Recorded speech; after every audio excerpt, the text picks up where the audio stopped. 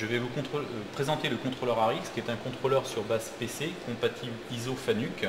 Ce contrôleur possède donc en particulier une fonction apprentissage. Pour y accéder, on va tout simplement utiliser les touches F1 et F8 qui sont sous le pupitre. Donc on utilise la touche apprentissage F3 et on accède aux fonctions d'apprentissage qui sont donc des fonctions de perçage, de poche, de contour, de surfaçage et des options. Donc pour réaliser un programme en apprentissage, on va tout simplement aller dans le mode Edit Opération. On va créer donc ce qu'on appelle une pièce, donc qui au départ va être vide, et ensuite on va stocker dans cette pièce les opérations à réaliser. Donc par exemple, je vais faire une pièce avec un surfaçage. Je sélectionne donc dans le mode surfaçage le type de surfaçage que je vais utiliser, donc par exemple XY, X aller-retour.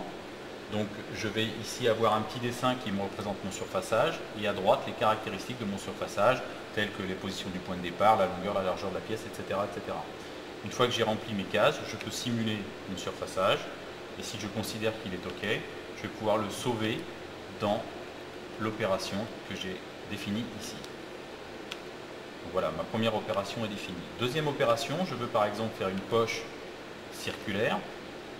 Même principe, petit dessin à gauche, caractéristique à droite, je fais entrée donnée et je rentre une caractéristique de la poche. Donc par exemple ici je vais avoir le centre de la poche, par exemple 0,0, la profondeur de la poche, par exemple moins 15 mm, le rayon de la poche, par exemple 25 mm, la dépouille, donc j'ai possibilité de faire des poches à dépouille, donc là je mets simplement l'angle, par exemple de 5 mm, la surface de travail, donc c'est la surface à partir de laquelle on va creuser la poche, donc ici j'ai mis 0.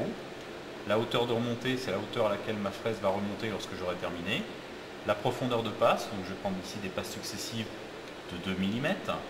Le pas, donc j'ai une fraise de 10, je vais mettre par exemple 8. Ma vitesse d'avance, donc j'aurai une vitesse sur le plan XY de 1000 ici. J'ai possibilité donc de gérer soit une ébauche seule, soit une finition seule, soit une ébauche et une finition à suivre. Donc ici j'ai mis 2, ce qui veut dire que je ferai une ébauche et une finition à suivre.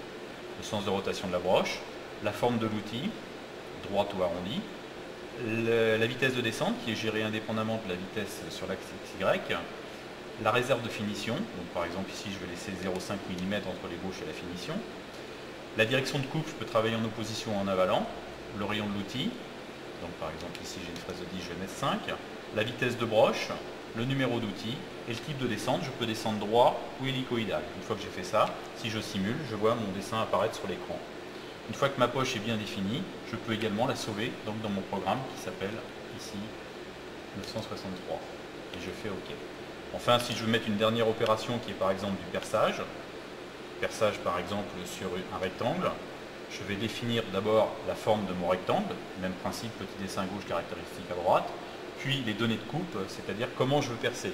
Donc je vais définir ici le mode de perçage, donc par exemple débourrage briscopo, pointage, débourrage profond, taraudage, etc.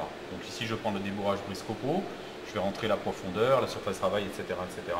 Une fois que j'ai fait ça, je peux simuler. Et après simulation, si je n'ai pas d'erreur, je vais pouvoir stocker mon programme tout simplement. Je recommence. Simulation. Voilà. Et je sauve mon programme dans mon programme qui s'appelle 963 et je fais OK. Une fois que j'ai fait ça, si je reviens sur Edit Opération, je vois que mon programme a 3 opérations. Si je le sélectionne, je peux le simuler. Je vois mes 3 opérations qui s'enchaînent. Et je peux maintenant l'exécuter. Donc ce qu'on va vous montrer maintenant, l'exécution du programme en usinage.